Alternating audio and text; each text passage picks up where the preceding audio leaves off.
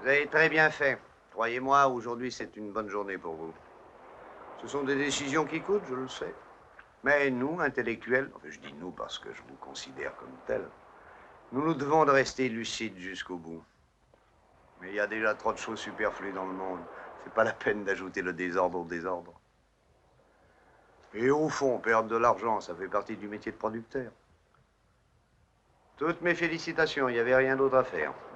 Et vous, vous avez ce que vous méritez. On n'a pas idée de s'embarquer avec tant de légèreté dans une aventure aussi scabreuse.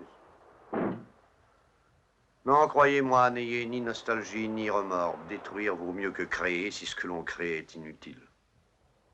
Et puis, y a-t-il encore quelque chose d'assez juste pour que ça vaille la peine de le mettre au monde? Un film raté, pour lui, ça n'est qu'un fait économique. Mais pour vous, au point où vous êtes arrivé, ça pourrait être la fin.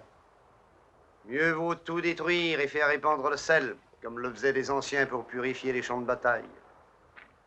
Ah, nous aurions besoin d'un peu d'hygiène, de propreté, de désinfection. Nous sommes submergés par des paroles, par des images, par des sons qui n'ont pas de raison d'exister. Ils viennent du vide et retournent vers le vide. Il n'y a qu'à un artiste vraiment digne de ce nom qu'on puisse demander cet acte de loyauté, apprendre le silence. Vous vous souvenez de l'éloge de Mallarmé à la page blanche? Et Rimbaud? Attends un peu. C'était un poète, pas un metteur en scène. La véritable poésie de Rimbaud, c'est sa renonciation à écrire.